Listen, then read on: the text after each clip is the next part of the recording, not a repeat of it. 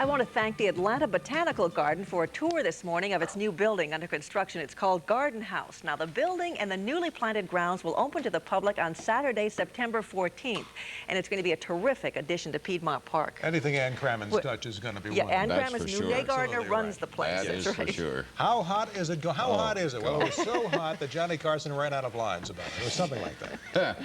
I'll tell you what, you could fry eggs outside right now on the concrete. You can do that. There's no doubt about it. You know, it is 94 right now. Now, the record high for this date was 95, so we're probably, while we're talking, we're equaling it now. I was saying, out of my place, my gauge is always a few degrees warmer, and it's pretty accurate where I am. Yeah. But we were about 98 degrees in my house yesterday afternoon. God. And that was only in the kitchen. Well, and the stove wasn't on. Yeah. Well, let me tell you, friends, it's a scorcher out there. The interesting part about it is that for the first time this week, the Atlanta area is recording temperatures right now, as this hour anyway, higher than in central and south Georgia, but that won't last long, and I'll show you why in just a moment. Let's take a look at the current situation. We are at 94 degrees. Now, that's not here. That's the National Weather Service. Out here, with this concrete and everything around us, we're probably about 96. Relative humidity, 45%. The barometric pressure steady at 30.08 inches and a westerly wind at 9 miles an hour. Unfortunately, we have had no rainfall in the past 24 hours. Our deficit both for the month and the year is getting ridiculous, but there is hope. I'll tell you about that, too, in a couple of minutes. The official low this morning, a summer like 75. 4 areas on regional sky scan. This is out of Wichita Falls, Texas. The rain out there has been torrential for the past 18 to 24 hours. Parts of the Panhandle down into the Midland, Odessa area, north central Texas received anywhere from 5 to 9 inches of rain. Flooding is a major problem in the northern part of Texas. Then let's shift up to the northeast. This is New York City. The Big Apple is getting doused. So is the Harrisburg, Pennsylvania area down into Dover, Delaware, and all the way down into the northern part of Cape Hatteras area with some light to moderate showers there. Yesterday, a lot of record highs were set.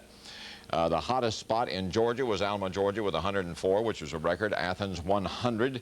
Macon, well, you see them for yourselves. It was very, very warm. Now, as of this hour, they're a little bit lower in the central and southern part of the state than this time yesterday, but warmer in the northern part. You can see where a few clouds are beginning to have some influence. Athens has had a little bit of cloudiness, as has Clayton. We're at 94 in a lot of sunshine. We do have some high cloudiness up around 25 or 30,000 feet, not enough to affect the rays of the sun. And you can begin to see a little bit of a break in this whole stationary frontal system.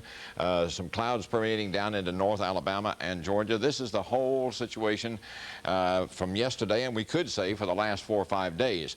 But this near stationary front is now beginning to get a shove from a couple of domes of high pressure back in the northern plain states, and it is intensifying a little bit, which means that there is some hope for us getting some relief, probably by Saturday and Sunday. You can see it gradually beginning to edge a little bit down into the southeast and closer into us.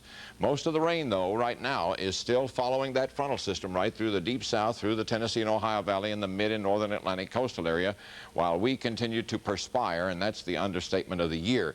Temperatures are very warm in the southeast, but notice the sharp contrast, almost 30 degrees or better than 30 degrees between Memphis and St. Louis, and it's that contrasting temperatures that's going to give us some very severe thunder showers once we see the break come Saturday and Sunday. Not a good time to be out sunbathing if you have to get out, if it's just absolutely necessary that you bake the bod. Don't do it any more than 15 or 20 minutes until after 4 o'clock, and even then be careful.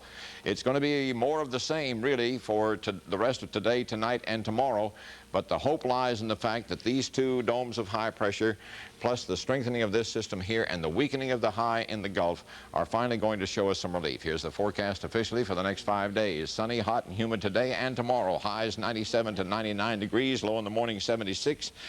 By tomorrow night, there'll be a few clouds, but most of the day tomorrow will be another scorcher. Then partly sunny to partly cloudy on Friday, and a good chance for some showers and possibly some heavy ones with this intense heat buildup Saturday and Sunday, and temperature highs dropping down into the 80s. So there is some expectation of relief. A couple of blustery thunder showers. I'm afraid when we get it, it's going to be rather severe with this heat buildup. You know.